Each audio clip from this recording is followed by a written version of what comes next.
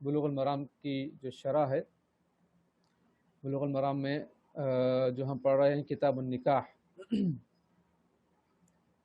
کتاب النکاح پڑھیں گے انشاءاللہ ابھی ہم، اور اس سے پہلے اس کے اندر جو احادیث ہم نے پڑھی ہیں اس کے سلسلے میں مختصر سا جائزہ لیتے ہیں۔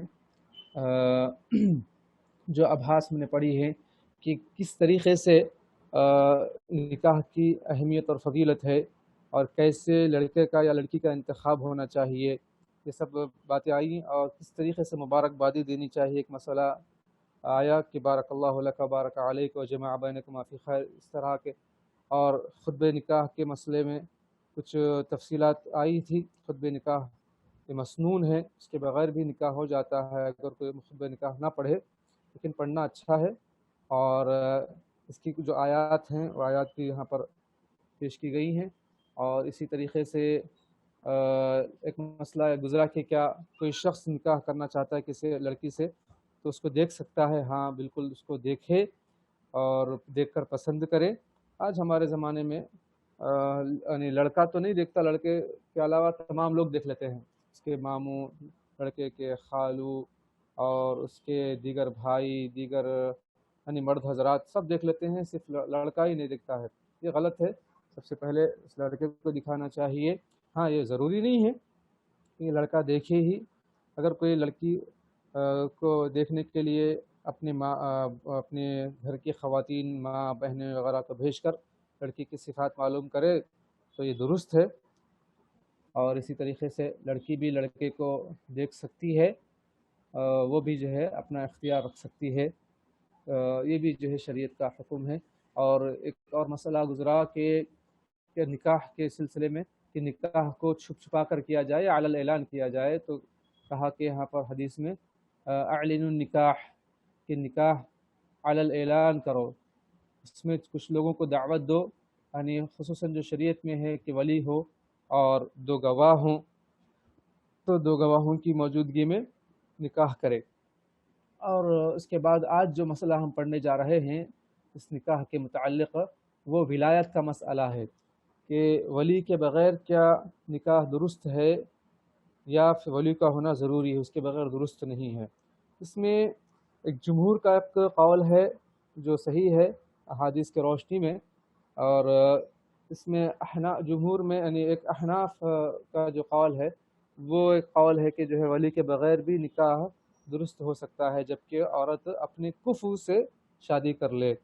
ہاں اگر غیر کفو سے شادی کرے تو پھر ولی کو اختیار ہے اس کو نہ مسخ کرنے کا، اس میں دخل اندازی کرنے کا۔ یہ احناف کا مسئلہ ہے، لیکن یہ ان کا جو قول ان آنے والی جو ہے دلائل کی روشنی میں صحیح معلوم نہیں ہوتا ہے، راجح معلوم نہیں ہوتا ہے کہ عورت اپنی یعنی ولی کے بغیر نکاح نہیں کر سکتی، یہی قول صحیح ہے۔ آئیں دیکھیں احادیث کی روشنی میں اس مسلک کی وضاحت۔ حدیث ہے عن ابی بردہ عن ابی موسى عن ابيه رضي الله عنه قال رسول الله صلى الله عليه وسلم لا نكاح الا بولي، رواه احمد والاربعه وصححه ابن المديني والترمذي وابن حبان واعل بالارسال. روى الامام احمد عن الحسن عن عمران بن حسين رضي الله عنه عن عمران بن الحسين رضي الله عنه مرفوعا قال لا نكاح الا بولي وشاهدين. اچھا ترجمہ دیکھتے ہیں۔ ابو بردہ بن ابی موسیٰ رضی اللہ عنہ نے اپنے باپ سے روایت کی ہے، یعنی ابو موسیٰ رضی اللہ عنہ سے، وہ صحابی ہیں۔ رسول اللہ صلی اللہ علیہ وسلم نے فرمایا کہ ولی وہ سرپرست کے بغیر نکاح نہیں ہوتا۔ اس سے یعنی اس حدیث کو امام احمد اور چاروں نے روایت کیا ہے، اور امام ابن مدینی، ترمذی اور ابن حبان نے اس حدیث کو صحیح قرار دیا، اور مرسل ہونے کی وجہ سے اسے معلول قرار دیا ہے۔ امام احمد رحمہ اللہ تعالیٰ نے حسن سے، اور انہوں نے عمران بن حسین سے مرفوع روایت بیان کی ہے کہ نکاح ولی و سرپرست اور 2 گواہوں کے بغیر منعقد نہیں ہوتا۔ اب یہاں پر اس حدیث کی سند میں کہا گیا کہ اعل بالارسال، یہ حدیث مرسل ہے، یعنی ایک ارسال ایک ایسی صفت ہے جس کے ذریعے سے حدیث ضعیف ہوتی ہے، حدیث قابل حجت نہیں ہوتی ہے۔ تو یہاں پر دیکھتے ہیں اس حدیث کے سلسلے میں کہ واقعی حدیث مرسل ہے یا نہیں ہے، تو کہتے ہیں کہ اسے مرسل ہونے کی وجہ سے معلول قرار دیا گیا ہے اس حدیث کو، جو پہلی حدیث ہے، مگر یہ تعلیل درست نہیں ہے۔ اس طریقے سے اس حدیث کو مرسل نہیں کہا جا سکتا. کیوں؟ کیونکہ امام ترمذی رحمہ اللہ تعالیٰ نے اپنی جامع میں یعنی جامع ترمذی میں یہ ثابت کیا ہے دلائل کی روشنی میں کہ موصول روایت اقوا ہے، یعنی ایک روایت مرسل ہے، ایک روایت موصول ہے.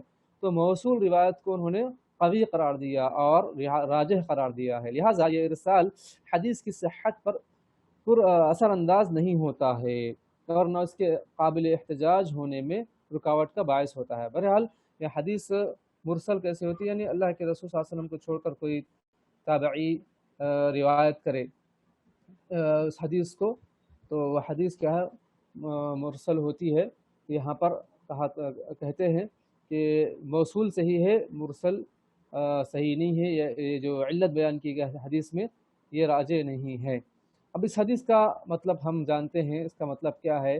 تو اس حدیث سے معلوم ہوا کہ ولی کی اجازت کے بغیر نکاح نہیں ہوتا. یہ مسئلہ ہے. اس حدیث کو 30 کے قریب صحابہ نے روایت کیا ہے اور اس کے بعض طرق صحیح ہیں اور بعض ضعیف ہیں. اب یہاں پر جمہور کی رائے کیا ہے؟ جمہور علماء کی رائے بھی یہی ہے کہ ولی اور 2 گواہوں کے بغیر نکاح نہیں ہوتا ہے. اب یہ ایک مسئلہ ہے جو صحیح ہے، جمہور کے نزدیک جو قول ہے وہ صحیح ہے کہ ایک ولی اور 2 گواہ کا ہونا ضروری ہے نکاح میں. اچھا، یہاں پر اس کے بعد کہتے ہیں ولی کون ہے؟ ولی سے مراد باپ ہے. باپ کی غیر موجودگی میں کون ہو سکتا ہے؟ دادا. اگر اس کے وہ بھی نہ ہو تو پھر بھائی، اگر بھائی بھی موجود نہ ہو تو پھر چچا. اگر کسی کے 2 ولی ہوں، اچھا ایک مسئلہ کبھی یہ ہوتا کہ جو ہے باپ بھی ہوتا، بیٹا بھی ہوتا اور جو ہے دادا بھی ہو سکتا ہے اس محفل میں. تو اگر کسی کے 2 ولی ہوں اور نکاح کے موقع پر اختلاف واقع ہو جائے، نہیں کوئی کہتا ہے کہ میں اس کی ولایت لیتا ہوں، دوسرا کہتا ہے کہ میں اس کی ولایت لیتا ہوں، تو کس کو ترجیح دی جائے گی؟ قریبی ولی کو ترجیح دی جائے گی. یعنی باپ اور دادا ہے تو باپ کو ترجیح دی جائے گی لڑکی کے اس طرح، یا چاچا اور بھائی ہے تو بھائی کو ترجیح دی جائے گی. تو یہ ہے مسئلہ. اگر کوئی بھی ولی نہ ہو تو کیا کریں گے؟ لڑکی کا نہ باپ ہے، نہ بھائی ہے، نہ چچا ہے، نہ دادا ہے، کوئی نہیں ہے، تو کیا کریں گے؟ تو حدیث میں ہے کہ السلطان ولی من لا ولی لہ، کہ سربراہ مملکت اس کا ولی ہے اگر کسی کا ولی نہ ہو.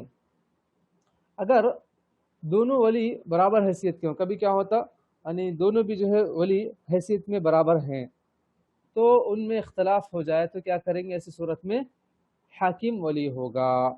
تو یہاں یہ کچھ ولایت کے کچھ مسائل رہے. آئیے کچھ اور بھی احادیث ہیں اس سلسلے میں کہ کیا ولایت کے بغیر یا ولایت کے بغیر نکاح ہو سکتا ہے، نہیں ہو سکتا ہے. حدیث کے روشنی میں جانتے ہیں. عائشہ رضی اللہ عنہ سے مروی ہے کہ رسول اللہ صلی اللہ علیہ وسلم نے فرمایا ایما امرأة نکحت بغیر اذن ولیها فنکاحها باطل فإن دخل بها فلها المهر بما استحل من فرجها فإن استجروا فالسلطان ولی من لا ولی له. اخرجه الاربعہ الا النسائی وصححه ابو عوانہ وابن حبان والحاکم. یہ حدیث تھی. حدیث کا ترجمہ یہ ہے کہ جب کسی خاتون نے اپنی ولی کی اجازت کے بغیر نکاح کیا اس کا نکاح باطل ہے. پھر اگر شوہر نے اسے مباشرت کی، یعنی نکاح سمجھو ولی کے بغیر ہو گیا اور مباشرت بھی ہوئی، تو عورت کے لیے عورت کے لیے حق مہر ہے، دونوں کو جدا کر دیا جائے گا اور اس کی شرمگاہ کو حلال کرنے کے بدلے میں وہ جو شوہر نے مہر دیا تھا وہ عورت کو دے دیا جائے گا اور دونوں کو الگ کر دیا جائے گا. پھر اگر اولیاء میں جھگڑا ہو جائے تو پھر کیا کریں گے؟ جس کا کوئی ولی نہیں اس کا ولی حاکم ہوگا. تو ایسی صورت میں فَإِنِ اسْتَجَرُوا فَالسُّلْطَانُ وَلِيٌّ مَن لَا وَلِيَّ لَهُ. اس حدیث کو نسائی کے علاوہ چاروں نے روایت کیا ہے اور اسے ابو عوانہ اور ابن حبان اور حاکم تینوں نے صحیح قرار دیا اس حدیث کو. اچھا، یہاں پر کچھ لغوی تشریح ہے جس کے اندر کچھ یعنی اہم مسئلے ہیں، اس لیے ہم اس کو بھی پڑھتے ہیں کہ یعنی کوئی بھی عورت ہو، یہاں پر ایما کا جو لفظ ہے عمومیت پائی جاتی ہے جس کی بنا پر عورتوں سے ولایت مطلقاً بغیر کسی تخصیص کے سلب ہو جاتی ہے. اچھا، یعنی کوئی عورت کسی صورت میں ولی نہیں بن سکتی. لیکن یہاں پر مالکیہ کہتے ہیں کہ شریف اور معزز عورت تو ولی بننے کا حق رکھتی ہے اور نچلے درجے اور مرتبے کی عورت اس کا استحقاق نہیں رکھتی ہے. یہ مالکیہ کی رائے ہے. اس حدیث سے ان کا رد ہو رہا ہے کہ ایما امرأۃ نکحت بغیر اذن ولیہا فنکاحها باطل، اس کا نکاح باطل ہے کہا۔ تو ان کی رائے کا یہاں پر حدیث کی روشنی میں رد کیا جا رہا ہے۔ اور اسی طریقے سے نکاحت یعنی اپنا خود نکاح کرے تو اور ولی کے بغیر کی اجازت کے بغیر، تو ایسی صورت میں اس کا نکاح باطل ہے۔ تو یہاں پر ولی سے مراد جمہور کے نزدیک کون ہے؟ وہ شخص جو عصبہ میں سے نسبی طور پر سب سے زیادہ قریب ہو، یعنی جو عصبہ بن سکتا ہے مرنے کے بعد، جو مال کا یعنی بقیہ مال کا جو مستحق بنتا ہے، جیسے بیٹا ہے اور والد ہے، دادا ہے، چچا ہے، اس طریقے سے جو عصبہ بن سکتے ہیں نسب اعتبار سے، جو زیادہ قریب ہے تو وہ ولی ہے۔ اس کی اجازت کے بغیر وہ نکاح کر لے تو اس کا نکاح درست نہیں ہے۔ اس کے بعد سببی رشتہ دار ہوتے ہیں، جو جیسے کوئی جو ہے کسی کو آزاد کر دیا کوئی غلام کو، تو اس کا جو ہے وہ سببی رشتہ دار ہے۔ پھر اس کے عصبی رشتہ دار، اچھا جن لوگوں کے حصے مقرر ہیں، اچھا عصبی رشتہ دار کا مطلب کیا ہے، کون ہے؟ یعنی جن لوگوں کے حصے مقرر ہیں وہ، اور ذوی الارحام اولیاء نہیں بن سکتے۔ اچھا جیسے جو عورت کے یعنی جو جن کے حصے مقرر نہیں ہیں، جن کے حصے مقرر نہیں ہیں جو وراثت کے اندر، تو وہ ولی نہیں بن سکتے ہیں۔ یہ بہت ہی اہم مسئلہ ہے، آج اس کی طرف توجہ نہیں دی جاتی۔ تو ذوی الارحام اولیاء نہیں بن سکتے۔ اچھا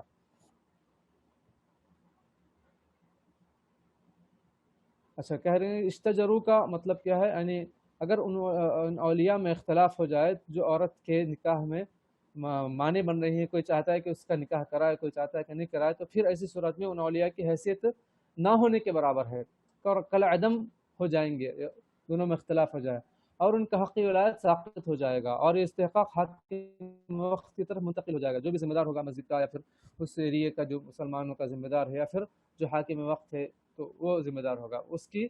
اب وہ کس سے کرائے تو کرائے نہ کرائے اس کا اختیار ہے۔ بس جب عقد میں اولیاء کا اختلاف اور تنازع واقع ہو اور مرتبے میں سب اولیاء مساوی ہوں تو ان کا عقد معتبر اور قابل تسلیم ہوگا جس نے پہلے عقد کرایا۔ یہ سب مسائل احادیث آگے آ رہی ہے، تو دونوں نے نکاح کرایا، پہلے ایک کرایا اس کے بعد پھر جو ہے دوسرا کسی دوسرے سے کرایا، تو بہرحال کس کا عقد تسلیم کیا جائے گا؟ کہہ رہے ہیں پہلے جس نے عقد کرایا، جس سے کرایا اس کا عقد تسلیم کیا جائے گا۔ تو یہ حدیث ولایت کو شرط قرار دینے کی دلیل ہے کہ عورت خود اپنا نکاح کسی صورت میں نہیں کر سکتی۔ فنکاحها باطل کہا یہاں پر اللہ کے رسول صلی اللہ علیہ وسلم نے۔ جمہور کا یہی موقف ہے اور ان کی تائید اس باب کی احادیث سے ہوتی ہے۔ اور سبل السلام ایک کتاب ہے بلوغ المرام کی، اسی کتاب کی شرح، اس میں حاکم نے کہا کہ اس بارے میں ازواج مطہرات کی نبی اکرم صلی اللہ علیہ وسلم سے روایات صحیح ہیں، یعنی عائشہ رضی اللہ عنہ کی روایت صحیح ہے، ام سلمہ کی رضی اللہ عنہما کی اور زینب بنت جحش رضی اللہ عنہما کی، اور کہا کہ اس باب میں حضرت علی بن عباس رضی اللہ عنہما سے بھی مروی ہے اور اس سلسلے میں انہوں نے 30 صحابہ کرام کا نام لیا۔ اچھا یہاں پر جمہور کے نزدیک یہ جو ہے یہ موقف ہے، اور حنفیہ کے نزدیک کیا ہے دیکھیں، مگر حنفیہ تو ولی کی شرط کے سرے سے ہی قائل نہیں، ان کے پاس ولی ہی درست نہیں ہے، یعنی بغیر ولی کے نکاح ہو سکتا ہے، یعنی شرط نہیں ہے، جبکہ وہ عورت اپنے کفو سے شادی کر لے، یعنی خود اپنے مطلب اپنے جو ہے لیول کے دیکھتے ہوئے شادی کر لے، مال کے اعتبار سے، خوبصورتی کے اعتبار سے، یا اس طریقے سے دینداری کے اعتبار سے وہ اپن خود ہی نکاح کر لے ولی کی اجازت کے بغیر، تو بھی درست ہوگا ان کے نزدیک۔ انہوں نے اس مسئلے کو بیع پر قیاس کیا ہے، یعنی ولایت کو بیع پر قیاس کیا ہے، یعنی خرید و فروخت کے لیے اپنے ذمہ دار سے مشورہ لینا ضروری نہیں ہے، تو انہیں نکاح کو بھی خرید و فروخت کہا، اس پر قیاس کرتے ہوئے کہا کہ یعنی ولی کے بغیر نکاح درست ہے، یہ موقف اختیار کیا، مگر یہ کسی معلوم نہیں ہے کہ قیاس کی نص کے مقابلے میں کوئی حیثیت نہیں ہے۔ یہاں پر ہم ان کو یہ کہہ سکتے ہیں بھائی یہاں پر تو حدیث ہے کہ ولی کے بغیر نکاح درست نہیں ہے، پھر آپ کہہ رہے ہو کہ جو ہے یہ بیع کو پر اس کو قیاس کر کے ہم کہیں گے کہ ولایت شرط نہیں ہے، تو یہ جو ہے جائز نہیں ہے۔ جب جہاں پر نص ہوگا تو وہاں پر قیاس کا عمل دخل ہی نہیں ہے، وہاں پر قیاس کر ہی نہیں سکتے، حدیث کو یا قرآن کی آیت کو نص مانا جب موجود ہے تو اسی کو قبول کرنا پڑے گا. تو یہ ان کے لیے پہلا رد ہے. ان حدیث میں سے بعض پر انہوں نے یعنی احناف نے ایسی بیجا گفتگو کی اور کلام کیا ہے جو درست نہیں ہے. بعض حضرات نے جنہیں دراصل فن حدیث میں کوئی بصیرت حاصل نہیں، ان احادیث پر بے بنیاد اعتراضات کیے جن کی کوئی حیثیت نہیں ہے. جو صحیح احادیث ہیں ان پر اعتراضات کیے ہیں، لیکن یہ حدیث کے فن سے واقف نہیں ہے، اسی لیے ان کے اعتراضات قبول نہیں کیے جائیں گے. تو یہاں پر ولایت کا ایک مسئلہ تھا جو ہم نے یعنی جاننے کی کوشش کی. اسی طریقے سے ایک اور مسئلہ آ رہا ہے کہ کیا عورت کی اجازت لی جائے گی یا نہیں لی جائے گی، اس کی بات نکاح کے سلسلے میں اس سے مشورہ لیا جائے گا نہیں. انشاءاللہ آئندہ درس میں یہ حدیث پڑھیں گے، چونکہ ہمارا وقت ختم ہوا چاہتا ہے اور شیخ حافظ مسعود حفظہ اللہ تعالیٰ شریک ہیں کلاس میں. تو میں یہیں پر بات کو کرتا ہوں. انشاءاللہ آنے والے ہفتے میں کوشش کی جائے گی کہ ٹائم کو انشاءاللہ کچھ ہم لوگ مینٹین کریں گے.